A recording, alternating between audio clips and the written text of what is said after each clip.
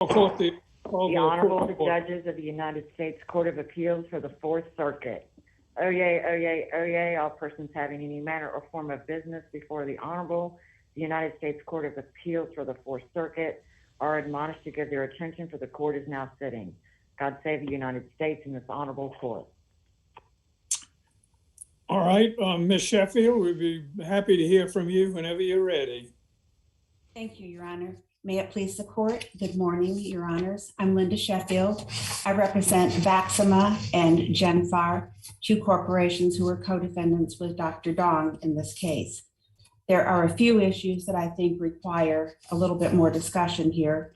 I'd like to talk about the issues of intent, the federal funds, and the Posse Comitatus Act, as well as the method that the investigation, how the investigation took place, and the sort of the incestuous beginning to it, and the sloppy accounting practices.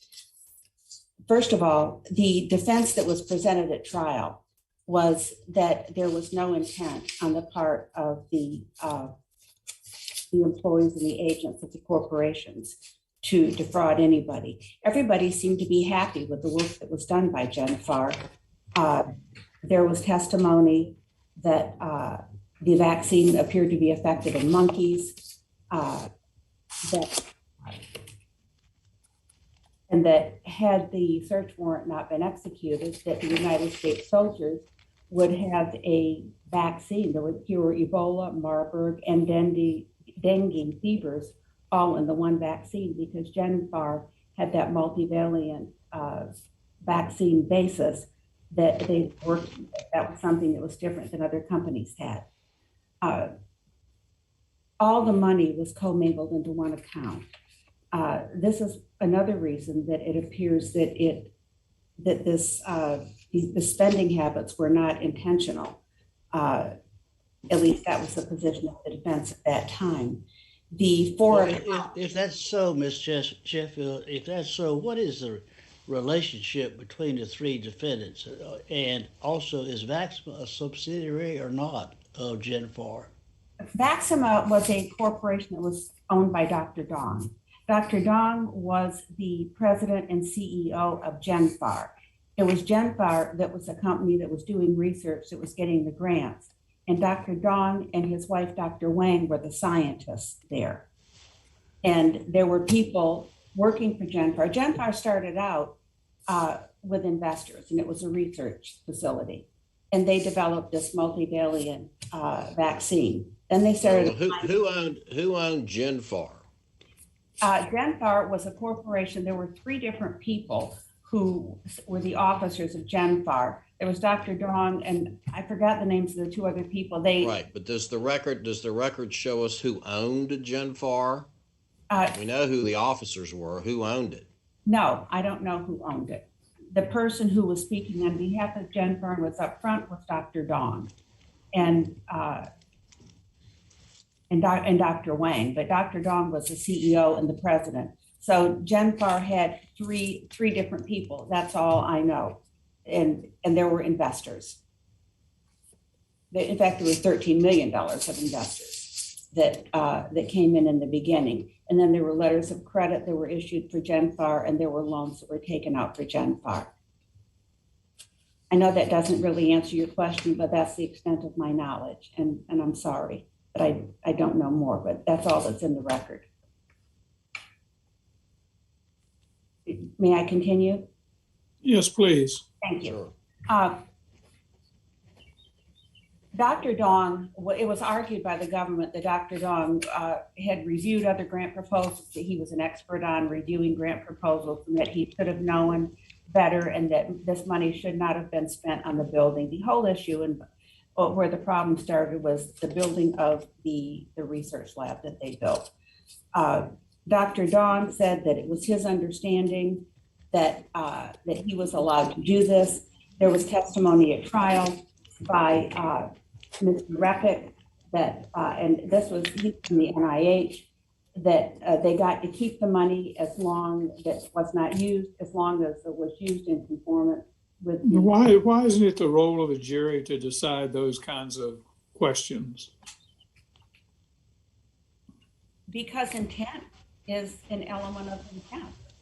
I mean, this is a conspiracy with underlying specific intent offenses. So it was very important to determine. I mean, there were two different ways to show that the corporations were liable. One, if the employees and agents of Genfar and Vaxima were acting to benefit the corporation, and two, whether they were acting in their own interest, and whether they had the specific intent to violate the law. But what I'm asking you is those questions that you've just gone over, why aren't they questions for the trier of facts, specifically the jury? Well, the jury had to decide. Whether or not Dr. Dong, on behalf of the corporations, was doing something that was illegal, whether he intended to do something that was illegal, and whether he intended to do it for the benefit. That's right, and the jury decided that adversely to you, correct? Yes, the jury did. But so why should we respect what the jury decided? Because there's more to the story. I think that first of all, was there anything more to the story that you were not permitted to place in evidence? I mean, did the district judge give you a full chance to present your case? Well, I didn't try the case, Your Honor, but I think that they were given a chance to present their case. I think that the problem is that not all of there was one problem was that not all of the case was presented. One of the issues that I found that was not developed in the case was whether or not the employees and agents acted in their own interests in violating the law, if they did violate the law, and not for the benefit of the corporation. And the question I have is there seemed to be at the heart of what you're presenting. The question is whether this is simply a civil breach of contract case, or whether it's rises to the level of criminality. And I'm not sure exactly what the dividing line is, but the dividing line is made out by what prosecutors decide to charge if they can prove it. And one of the, there'd been a single irregularity here that would cause some questions on my part, but the list of irregularities in the relationship with the government was quite extensive. And I don't understand why. I mean, just one of them that hit my eye was that Genfar did not hire a quality control director as required by the NIH grant, but kept the allocated salary anyway. That's just one of an illustrative example of one of many. And that's not just a breach of contract, that's out and out fraud, isn't it? Well, could I respond? I think that what the testimony at trial was that they used other people to fill that position, and that those people were overseeing the grants, and that they were unable to hire this person. That's a fair point, but what I'm saying is the jury didn't buy it, right? No, the jury didn't buy it. But what you have to understand is if the money wasn't spent, according to Dr. Repick, NIH, it was allowed to be redirected to other areas that were consistent with the grant proposal. So even if they didn't hire this person, they were, as long as that money was spent in accordance with the grant proposal, that would be okay, as long as they, didn't go outside of that proposal. And Dr. Repick also said that it was sort of contradictory what he said, because he said, first of all, that a building was mentioned in the grant proposal, but they didn't have authority to spend the money on the building. Yet then he testified on cross-examination that the money that they didn't spend, they could use so long as it was in accordance. Well, this is one of the, I mean, your response raises a question because the accounting practices here, I mean, normally what you look for in audits and accounting is something that crosses I's and crosses T's and dots I's. You don't always get perfect accounting, but the accounting practices here were unbelievably confused. I mean, funds were shifted from one purpose to another, and they were all the rest. I mean, here the grant with NIH required that the corporation outsource certain studies at predetermined cost, and the corporation performed those studies rather than outsourcing them under the terms of the grant. The corporation performed those studies in-house cheaper and just kept the leftover funds for himself or itself. And that's sort of emblematic of the careless accounting practices here. There seem to be funds that are put in boxes and dedicated to uses where they don't at all belong. And so that's the overall picture I'm getting. Now tell me why that's wrong. Well, there was a lot of sloppy accounting, and I'd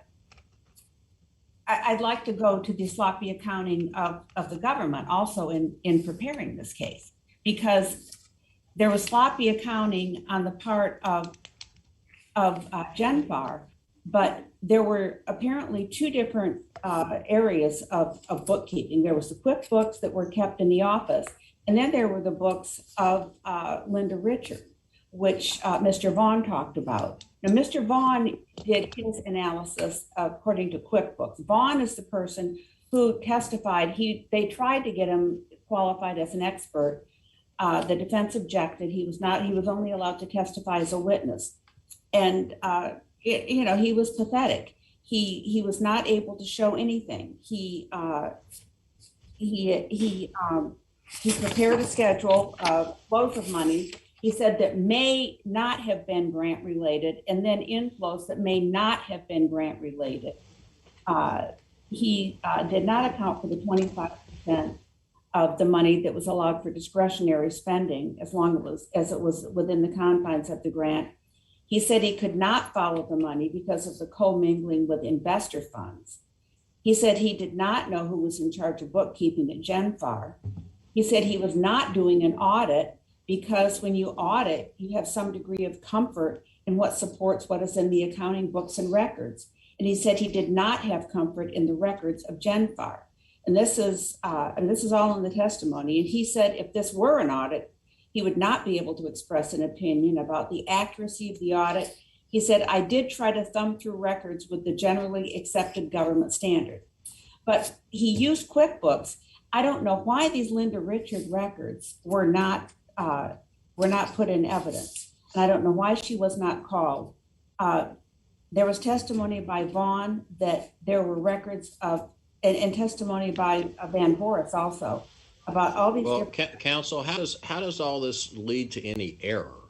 Well, how it all leads to error, as far as intent and as far as dollar amount in this case, and as far as how much money it is in the forfeiture, it all relates to, first of all, there was no intent to violate the law, and if there was, it was not to benefit the corporations. That's my position here today. Secondly, we don't know how much of this money was really misdirected, because they were unable to show that, because the person that they hired to do this evaluation of the accounts didn't use both sets of books. We never heard from the CPA for Genfar, Linda Richards. Nobody called her, and she wasn't indicted. I checked that. And she's still around. Well, those all sound like arguments somebody would make in a 2254 proceeding as opposed to direct appeal. Well, this is what was presented. I mean, I'm going from the record in this case, Your Honor, and I think that this should have been a civil action. First of all, let me just go into how this case started, and I just don't want to run out of time. I've got 3 more things I want to talk about, and I'm down to 15 seconds. Can I keep going? Why don't you summarize briefly, because you have some rebuttal time, and we'd be happy to hear from you. Okay. In rebuttal, right? You want to use your rebuttal time now? Oh no, but I've not talked about posse comitatus and federal funds yet, and that's very important here. Well, you're the one that would choose what you wanted to highlight. Okay. Go ahead and talk about it a little bit, okay? Very, very, very quickly. First of all, the posse comitatus was raised in the motion to suppress, and posse comitatus looked like it was going to be like a real nothing thing. Only the Ninth Circuit has really had any cases that were favorable, which were then overturned en banc. But Harvard Law School seems to be writing a lot about it lately, and the deterrence aspect of posse comitatus has become very important. This case started because Elaine Van Boris, who was working in finance in Genfar, decided. How can there be a posse comitatus violation if Mr. Leonard was not a member of the military? I thought that the Posse Comitatus Act was directed at not using the military for a variety of civilian purposes, but the special agent here was not a member of the military. Oh, he was in the military. He was, let's see. I thought that it was established in the record that he was with the. Well, there's a statute. There's a statute that says no member of the Inspector General's office can be a member of the military. Well, he was with the Defense Criminal Investigative Services, but the government did say that that was part of the office of the Inspector General. But I think that the way that this case started was very incestuous and very improper, and it basically it cut out the normal chain of criminal investigation, coming from a former U.S. attorney who just left the office, contacting the current U.S. attorney, who then contacted Agent Leonard, who started this investigation, and so it was improper from the beginning. And there is a great deal of concern between. Let me ask you this. Why don't you got some rebuttal time, and why don't you expound on that point and expand on the Inspector General and the Posse Comitatus question if you want during rebuttal? Would that be okay? Yes, sir. Can I say one thing about federal funds before I? No, we've given you some extra. I know, and I appreciate it. We do appreciate your argument, and also I don't want the extra time that you've taken to count against your rebuttal time. I want to make sure that you get your full rebuttal time. Okay? Yes, sir. Thank you very much, Your Honor. All right. Now let's hear from Mr. Williams. Good morning. May it please the court. My name is Nathan Williams. I'm an assistant U.S. attorney in the District of South Carolina. As Ms. Sheffield has referenced, this case began in 2009. It was initiated through a whistleblower action, a KETAM, and Ms. Van Boris, who has been referenced, who was an accountant with both Genfar and Baxima, gave information to federal investigators that led them to realize that Genfar, Baxima, and Dr. John Dong, who was related to both of those companies, was misusing grant funds or contract funds and converting them to improper uses, as well as making false representations to the grantors. Although the case started in 2009, it went to trial in 2014. It was tried to a jury in 2014. And then some counts that were hung went to a bench trial in 2016. And in summary, what was shown is that although Genfar and Vaximo were involved early on in legitimate research, starting with HIV research, they transitioned over into biodefense. And by working in the biodefense field, they were able to obtain federal grants, and they also had private investors who were putting money into the company. Refresh my recollection into what part of this was the bench trial and what part of it was the jury trial, okay? Sure, and it's a little complicated because there were not only multiple counts, but multiple counts that were dismissed prior to trial. So the jury trial, the conspiracy count, which is count 1, was hung. At the bench trial, that count was found guilty for all defendants. Counts 2 through 6 were dismissed prior to either of the trials. Those were theft of government property. Count 7 was a theft of government property count. That was found guilty at the jury trial, so was not heard at the bench trial. Counts 8 through 12 were dismissed. Those were all, again, 641 theft of government property counts.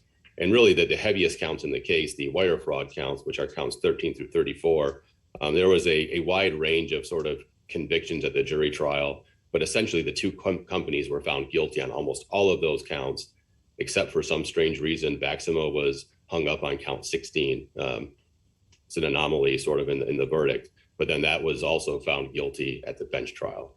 So yes, a lot of different counts. Were the two corporations and Dr. Dong tried at the same time? Yes, they were at both trials. They were all co-defendants, all tried at the jury trial and the bench trial. And you know, the wire fraud and mail fraud counts were submitted to the jury? That's correct. And the jury found Vaxima and Genfar guilty of almost all of those counts, apart from the one hung count with Vaxima, which was then carried over to the bench trial. Now, Dr. Dong was not found guilty of those counts. He was found guilty of he was found guilty of some of those counts at that time. But for these defendants, yes, they were convicted at the jury trial for the most part. Mr. Williams, nobody's talked about this, but it seems to me that the most colorable issue in the case is this joint and several liability in light of the Honeycutt decision. Can you speak to that? Sure. I mean, you know, so Honeycutt goes to co-defendant liability. And I think in this case, quite simply, this money all flowed through all of these businesses. And so I would say that they are all directly responsible in a forfeiture sense for the money that was traced to these businesses. It's not a situation like Honeycutt where a defendant was convicted of taking the money and then co-defendants were attributed that money in the forfeiture context. So I think Honeycutt is. So when the grant money came in, it went through either Genfar or Vaxima. Correct. And then, you know, you all have sort of talked about some of the accounting. It wasn't as fine-tuned as maybe it would be helpful, but to get back to one of the questions I believe Judge Floyd asked, Vaxima was to follow Judge Floyd's question on Honeycutt, which turned on what obtained meant in that particular statute, even though you've got a different statute here. It would seem that if the money flowed through the corporations, they clearly would have obtained the funds. Correct. And, you know, they were represented in all of the documentation as well. Dr. Dong was effectively an actor and an owner of those companies, but those companies were the ones who were obtaining the funds. And as was testified to, Vaxima was owned by Dong, but really created as a subsidiary of Genfar to produce vaccines. So it was, and this was in the joint appendix, the government's joint appendix 34 to 37, where Dr. Wong, who was a key member and a key player in all of those companies, testified that essentially Vaxima was created in an effort to contract for Genfar. So they're very closely related. And as she testified, 3 of Vaxima's 4 employees were paid with money transferred from Genfar's bank account. Vaxima paid rent to Genfar and paid for Dr. Dong's corporate car and expenses. So they were very interchangeable in terms of the work that was going on, and were subsidiaries and essentially, you know, did the exact same work, but were structured in a particular way. So yeah, that money flowed through those companies equally. And they were, you know, fairly indistinguishable apart from being on paper and doing some of their purposes. It's to get back to sort of what was presented at trial or the trials. There was legitimate research going on, but they moved over to a biodefense posture in order to obtain grants, but they also were obtaining investor funds. And I think it's critical to understand that from the start, the idea behind Genfar and Vaxima was to become a profitable private company. And that is in direct conflict with what the grants are allowed for. Dr. Dong wanted to produce a facility, a building, an impressive building that was going to cost millions of dollars. And he simply did not have the investor funds to do that. So what he did is when he ran out of investor funds, began converting grant funds over to that purpose. And I think it was very clear throughout the testimony that the limitations on those grants was not to use them for private profit, for personal profit, for company profit, or for the type of things that investor funds could be used for.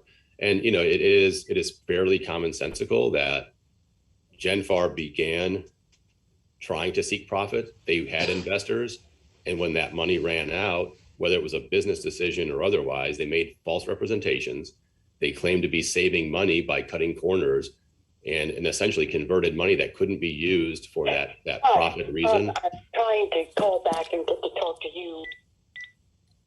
They began using that money that was, grant money that was not permitted for that type of profit or that type of use to then construct a building. And there certainly are some concerns. What you're saying, and because it seems to me that they're trying to indicate that this really is a civil breach of contract case, and that the party is that the government is really confined to its contractual remedies.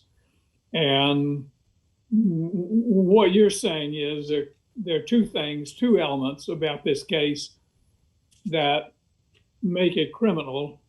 One is just flatly false representations to the government about what was being done with particular funds.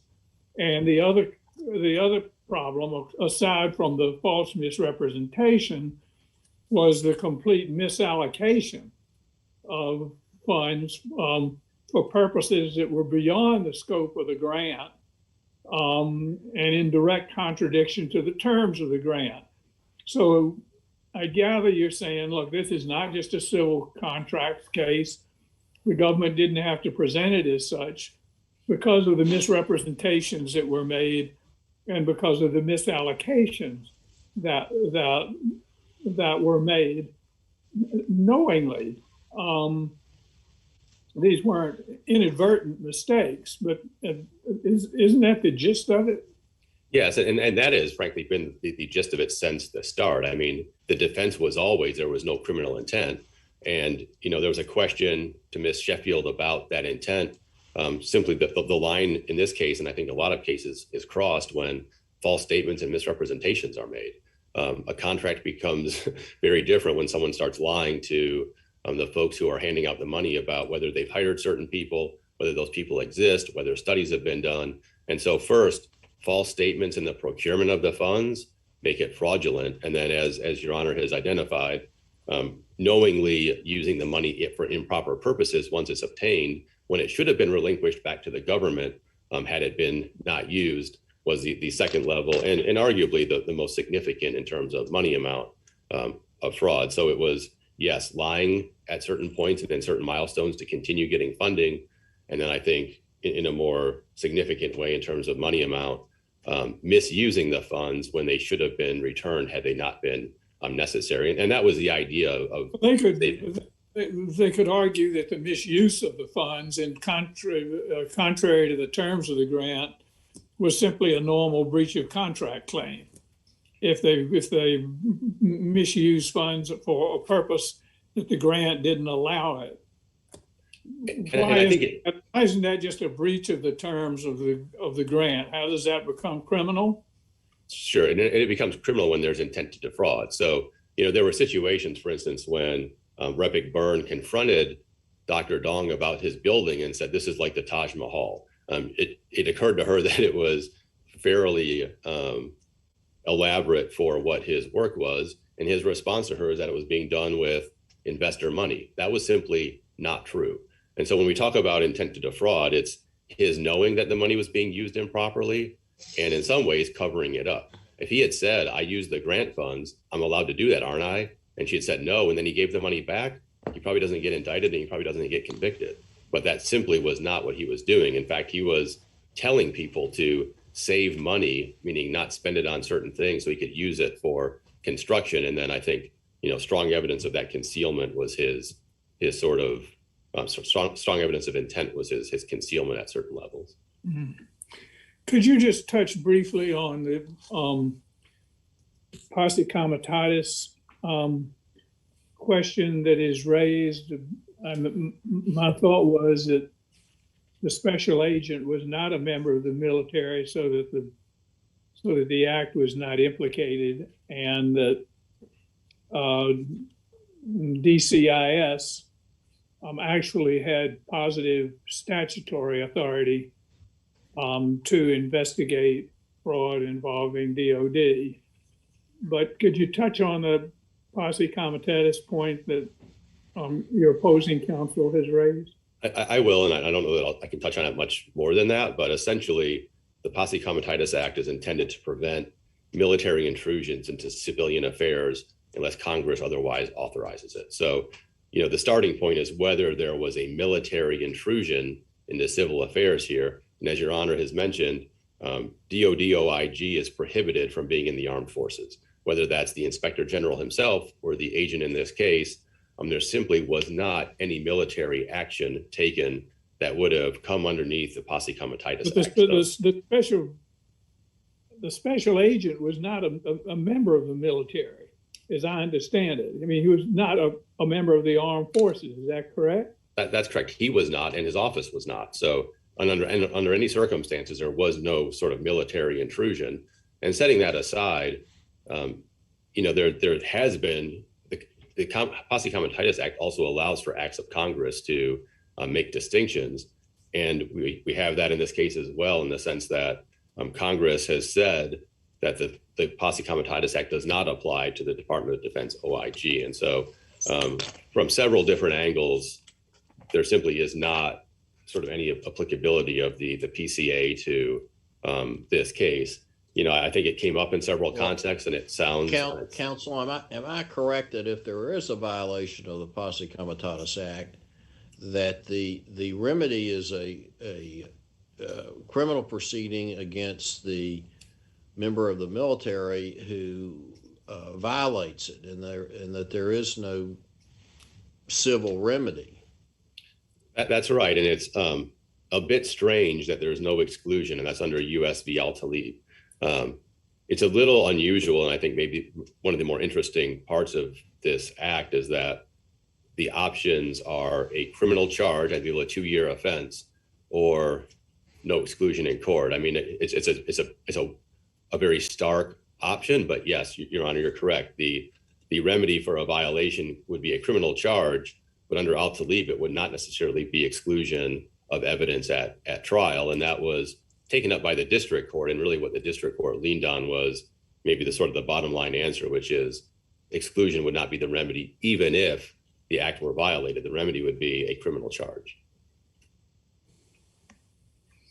I'm going to ask my co-panelists if they have any additional questions of you. Judge Floyd? No, sir. Judge Agee? No other questions. All right. Do you have anything further, Mr. Williams? Or you? I do not. Thank you all. I appreciate your time. All right. Well, let's hear further from Ms. Sheffield. Ms. Sheffield, I think you have 5 minutes of rebuttal time. Yes, Your Honor. Thank you very much. Going with my my argument previously that if Dr. Dong and the other employees, agents and employees of these corporations were acting for their own benefit, then the corporation should not be liable. If Dr. Dong was trying to build a research empire with his Taj Mahal research lab that he was talking about to everybody, then he was acting for his own benefit, and not for the benefit of the corporations. I mean, Genfar and Maxima were research corporations. They were not supposed to be profit-making corporations. And this appeal was for the corporations, not for Dr. Dawn, and the responsibility of these corporations for what went on there.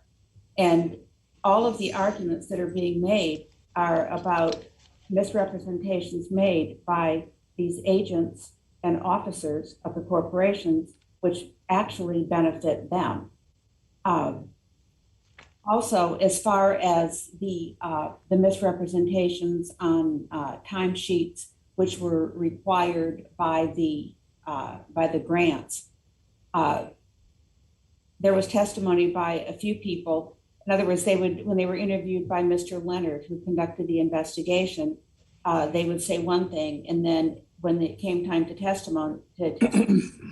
testimony at trial, their times changed. For example, Miss W, who was working on grants and supposed to be working on research and other things, or administrative things for the grants, she had told Agent Leonard that she spent 60% of her time on the grants, whereas at trial, then she testified she spent 80% of her time. You know, a lot of this was became aligned to assist the prosecution when everybody was getting in trouble. Now, granted, she said that Dr. Wang, told her to put these numbers down when she filled out the timesheets, but it was. Then she came and changed her testimony at trial and made it even greater. I'd like to speak to count 7, the bio reactor. Dr. Wang had testified that, first of all, the CPR that was submitted was not signed. She testified that she was confused. She didn't know about it. Dr. Dong had said that this was money that was allowed to be reimbursed because of bioreactor. Apparently they had that before, and that it was that was simply reimbursing grant money. As far as the money, my opposing counsel has said that this started out with misrepresentation. These grants did not start out with misrepresentations. They applied for grants, they stated what they wanted to do and what they could accomplish, and they gave prices. There was no testimony that they were making things up. Making things up only came later on when Van Boris came forward and said, well, these people are not really telling the truth about all of this. She was looking at some of the accounting things and saying, well, there's something very wrong here when she started the KETAM Act. But there was no fraud in the inception whatsoever. This was an honest effort on the part of the corporations to do this. And any activities or any criminal acts that took place subsequent to that were not done for the benefit of the corporation. I think that is abundantly clear in the testimony that that this was done if there were criminal acts that were accomplished in this case, they were done for the benefit of those actors. However, touching on the one other thing, this should have been a civil suit. This should have just gone forward in the KETAM action as a civil case, get the money back if money was owed, give the KETAM people their 30%, and this never should have been a criminal prosecution. I think this was all a grab for the building, but as it turned out, there was not much money made for the building because it sat around for so long in an unfinished state. But the corporation should not be held responsible for these actions, and I would ask the court to reverse their convictions. Thank you, Your Honor. We thank you. If either of my co-colleagues have further questions of you, I'd be glad to hear them. Judge Agee, do you have any further questions? No questions. Judge Floyd? No questions. All right, well, I want to thank you both, and we appreciate very much your argument. I'm sorry we can't come down and shake hands with each of you and thank you personally, but you do understand the circumstances, and we appreciate that. All right, I'll ask the courtroom deputy, please, to adjourn court until this afternoon. This honorable court stands adjourned until this afternoon. God save the United States and this honorable court. Judges, I will move you to the robing room now. Oh, that'll be just fine.